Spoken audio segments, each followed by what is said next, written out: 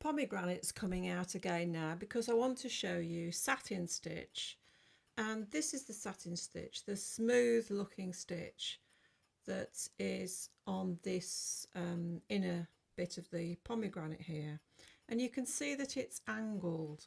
Satin Stitch I think looks particularly nice when it is angled, and I'm going to show you on the wheel now. So I've drawn a couple of random half moon shapes on the wheel here, and I've outlined them in split backstitch. You will be great experts at split backstitch by the time you finish this wheel. And I've brought my thread up halfway down. You can start at either edge down the shape.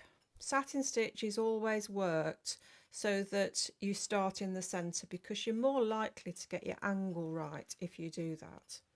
So take your thread over to the other side, decide which angle you prefer. So I'm going to try and get a nice angle like that, and then I'm going to work down the shape. Now I'm working down the shape because I always work from the larger angle, this is that angle here, to the smaller angle, which I think is called the acute angle. So always work from the larger angle to the smaller angle.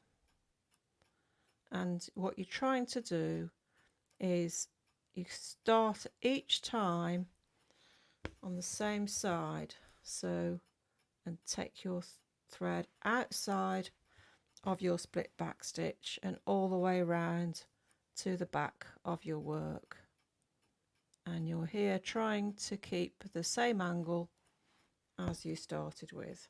If you want to draw lines you can do, and if it was a larger shape I would definitely draw lines to guide me.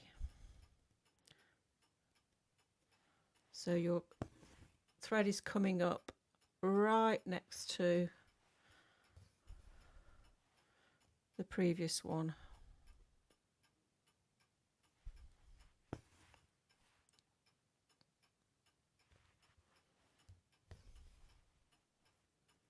You can also do leaves with a satin stitch. Little ones are nice.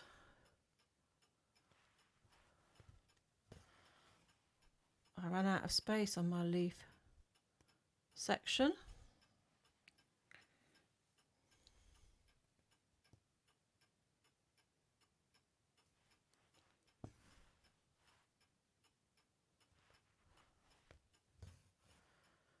So carry on around.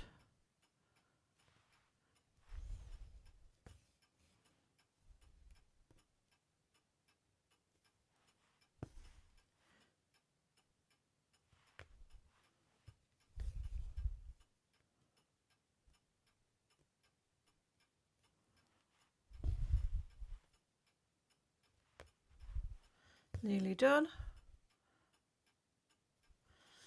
And we want to cover that split back stitch.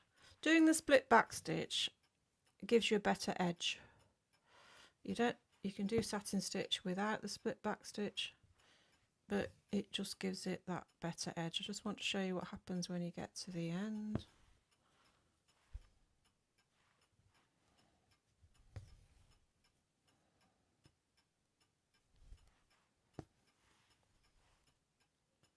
So persevere and do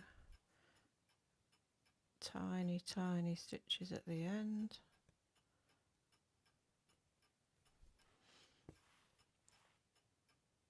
And now what I'm going to do is to take my thread and I'm going to come up here.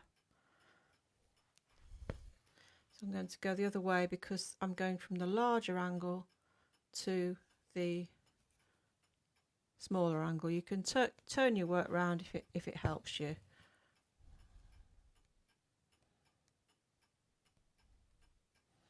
So the idea is you don't want any gaps and you want to keep those stitches parallel.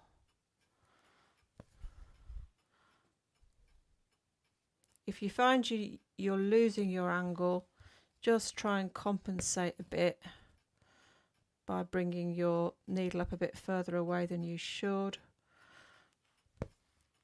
And sometimes you can take it down the same hole as well if you need to compensate. I think I'm okay at the moment.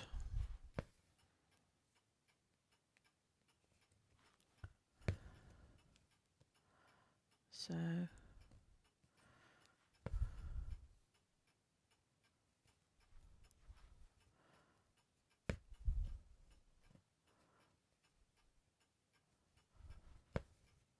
almost done.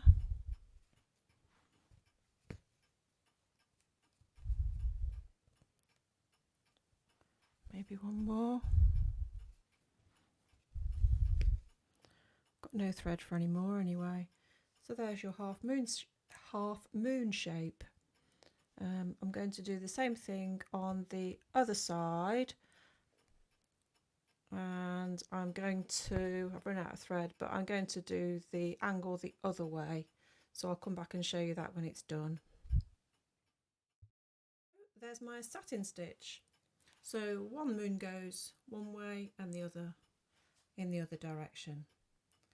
The next stitch is going to be padded satin stitch, and we're going to do that in a different shape on the other side of the wheel.